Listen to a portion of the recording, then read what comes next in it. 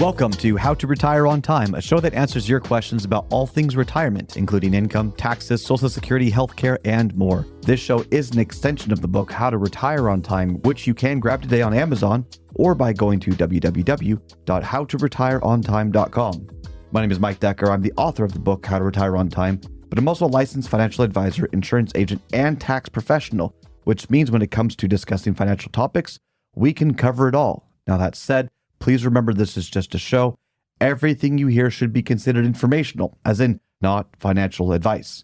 If you want personalized financial advice, then request your wealth analysis today from my team by going to www.yourwealthanalysis.com. With me in the studio today is David Franson. David, thanks for being here. Yes, glad to be here. David's job is going to be reading your questions, and I'm going to do my best to answer them. You can submit your questions in by either texting them to 913-363-1234. That's 913-363-1234. Or you can email them to heymike@howtoretireontime.com. Let's begin. Hey, Mike, how do you include HSA plans in a retirement plan? Yeah, so some people will use them in all sorts of different ways, like tax-free income eventually, which is kind of, I think, a weird situation. Some people have claimed that that's their plan. Oh, But it's like, what's the purpose of an HSA? An HSA is basically a way that you can put funds into an account that can grow tax-free and that you can use tax-free for certain qualified expenses. And after a certain point, you can maybe tap into it indifferently. But if you're alive, there's a good chance that in your future, there's going to be medical expenses. yeah. Okay.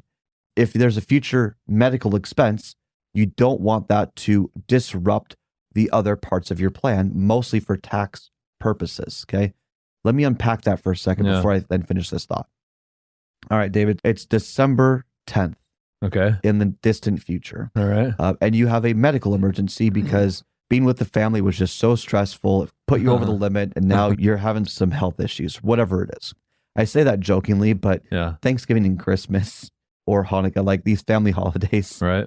they really raise people's stress levels. Yeah, so I've heard. Yeah. So anyway, all right. Now you don't have an HSA, you don't have a Roth, everything's in your retirement account, your 401k, your IRA. Okay, so it's all pre-tax.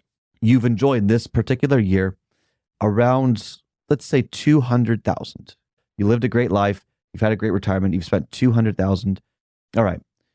So now you're in the hospital and you've got to pay for some of these expenses. Okay, some medication, whatever it is, and the bill was high enough that it pushes you just over from a taxable standpoint to where you're not only just paying for these expenses with pre-tax income, so you're paying taxes on the expenses coming out, but you're also going to increase your IRMA Medicare charges. So IRMA is, if you go over, I think it's like $202,000, $203,000 right now, that you're gonna pay additional Medicare charges in addition to the taxes you've got to pull out. There can be a snowball effect that happens. Not just one example of it's IRMA. You triggered a tax event that has a snowball event of other penalties, other surcharges, other basically increase in taxes, which kind of stink. Okay? Yeah. For the longest time, if you had under a certain threshold, let's say it was $44,000 for a household, and you increase that, you had medical expenses, you pull out some extra income, that could trigger a taxable event that now you've got Social Security taxes. Now, Trump might get rid of Social Security tax, so that one might go away. But you've got all these different situations to where if you just go a couple of dollars over from taxable income, it triggers other taxes. Think of long-term care. Yeah. Maybe you've navigated your retirement to where you're slowly taking out income within the 0% long-term capital gains bracket, or you're in the 15% bracket, and now you're in the next bracket.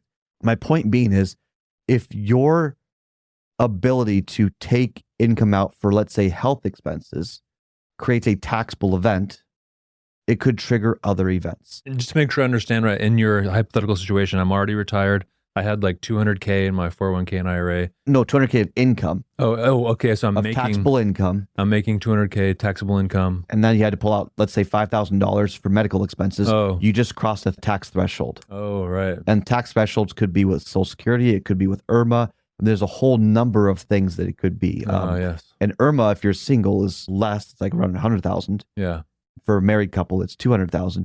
But there's all these different thresholds where if you just spend $1 over, there's a taxable event that could be triggered. Oy. And they're all nuanced. And for the higher income people that are earning they're more, you've got, I mean, it's just, this is why I can't see anyone planning for retirement without planning for healthcare costs and for taxes. Okay. It is such an important part of a retirement plan. And so why would someone use HSA as an income source? It doesn't make sense to me.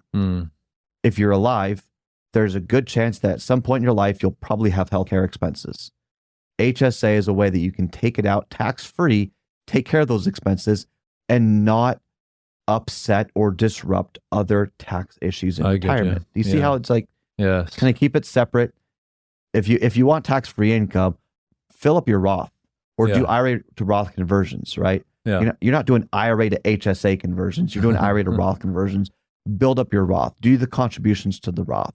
If you want to go down the route, if you need a death benefit, you've got a bunch of after-tax brokerage funds, maybe you do put money into an IUL. You're going to pay cost of insurance for death benefits, so you have to need the death benefit. You may want a certain rider to help with healthcare costs because you didn't have enough in the HSA, but the HSA isn't the end-all be-all. You can buy insurance to help cover that, but you're buying insurance. There's cost to insurance, so let's call it as it is. But my point being is, with HSA or really any investment product or strategy, use it as it was intended to be used. Don't Frankenstein things into the end-all be-all that solves all of your problems.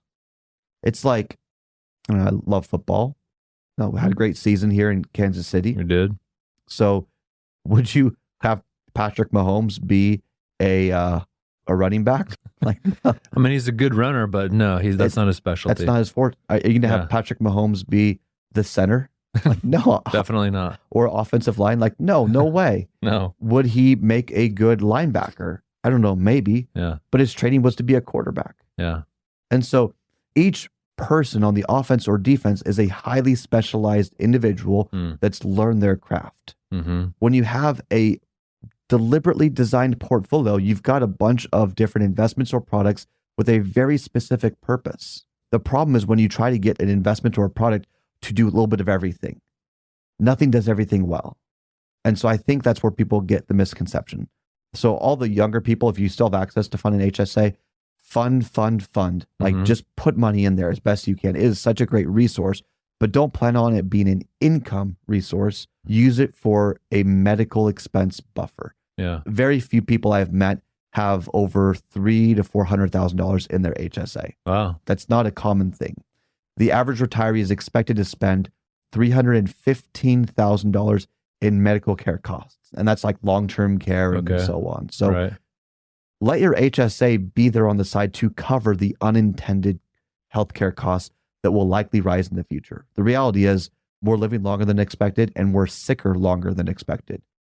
We can't control healthcare expenses. So don't try and, squeeze every penny out of it for income. Let it be for healthcare expenses. Have that flexibility. Have that kind of be like a healthcare reservoir. It's there in case of issues. And then how do you invest in it? Yeah, I was just going to ask. I was just thinking like, well, what should we invest it in? Should we go like really high risk? What's the strategy behind what the funds get invested in? So it depends on the person. This is not investment advice. Okay, sure, yes. The person driving the car right now is listening in. I'm not talking to you one-on-one. I don't know your situation. So you have to be cognizant of the whole plan. But in my opinion, a good portion of it should be in something that has significant growth potential. If you're healthy and you probably don't need it, let it grow. Try to grow it. But have maybe 20% in a reservoir or a certain dollar amount that you know is less risky, whether that's a bond fund, whether that is maybe more conservative stocks, something like that. I mean, it's in the market in one way or the other, but you want to make sure that it's growing, grow. If you're in your 60s and you have a normal kind of healthcare time span, grow it until you're 70 and then maybe become more conservative with it in the 70s. Okay. So it's seasons of life, the different time frames and all of that. But yeah, grow, baby, grow. HSA, grow it for healthcare expenses. Simple economics would suggest that the more people that are retiring, which there are more and more people being retired today than ever before, the increased costs of the healthcare industry, because there's limited supply and there's an increase of demand, is going to drive up the prices. So make sure that you're increasing your HSA and you're growing your HSA to offset those potentially future higher prices. That's all the time we've got for the show today. If you enjoyed the show, consider subscribing to it wherever you get your podcasts. Just search for How to Retire on Time. Discover if your portfolio is built to weather flat market cycles or if you're missing tax minimization opportunities that you may not even know exist. Explore strategies that may be able to help you lower your overall risk while potentially increasing your overall growth and lifestyle flexibility.